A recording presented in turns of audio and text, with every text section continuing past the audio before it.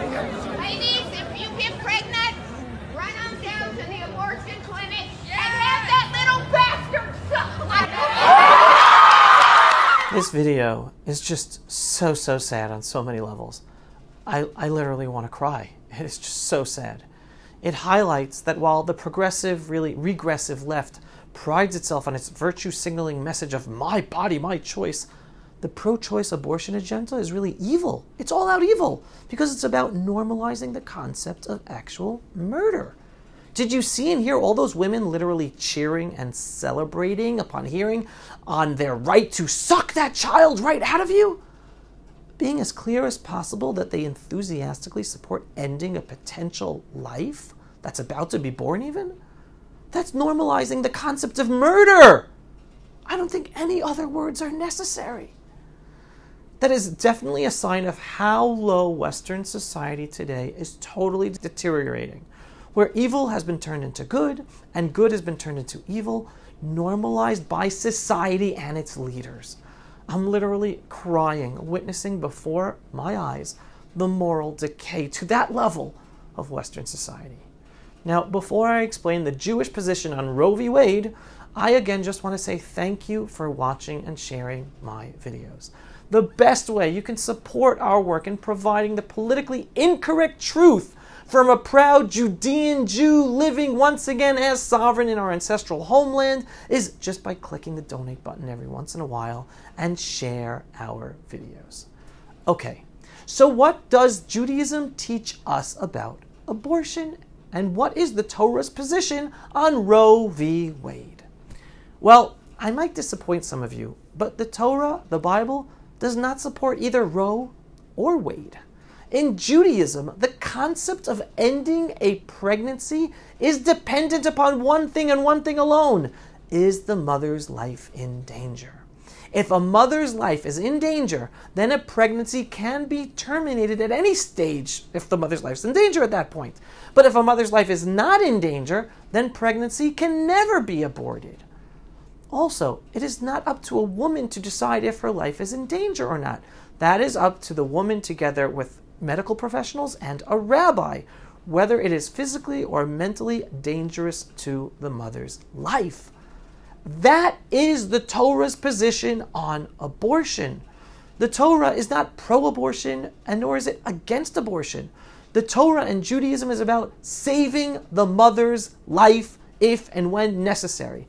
Other than that, a fetus at every stage is a potential life created by man, woman, and God. Neither man nor woman have the right to make a decision based on the fact that it is my body.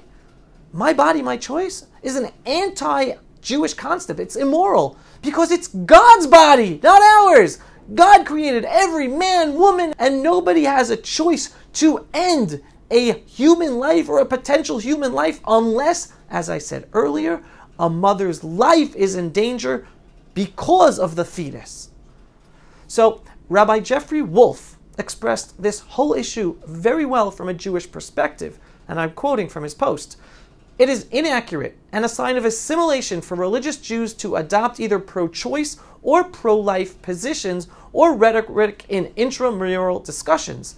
The point of departure for the Torah is that one does not own his life, his body, or his good name. Conflict with other Torah values may produce an allowance. However, it remains a question, not a right. It's not an issue of personal rights. Our bodies were given to us by God. So, even though Alexandria Ocasio-Cortez said this, for people who say, oh, but you're harming a life, I believe this is life. Well, some religions don't. So how about that? Our Jewish brothers and sisters, they are able to have an abortion according to their faith. Now, AOC is not a rabbi, and she knows nothing about what she is talking about, actually ever, but especially about the Jewish position on abortion. So the bottom line is, the Torah teaches man that we must celebrate life, and each and every pregnancy is its own case where applicable medical professionals and rabbinic authority must be involved in the decision-making process whether a mother's life is in danger to then allow for the termination of a potential life, to terminate the pregnancy. with regards to the general topic of Roe v. Wade, again, that is totally a legal question of whether constitutionally it should be a federal issue, which I believe it should not be, or whether it should really be a state-level issue, again, according to the federal Constitution or not. The truth is that even if the U.S. Supreme Court overturns Roe v. Wade, it is not making abortion illegal. It is just throwing responsibility back to each and every state to make its own law regarding abortion. Now, honestly, I think the Torah approach is very wise, and that the whole discourse about potentially ending a birth of a potential new baby's life should follow the Torah logic and end the extremely immoral perspective that it's a woman's right to choose just because of the godly fetus is in her body. Pulse of Israel, frontline videos from the Holy Land. Support our work by donating today.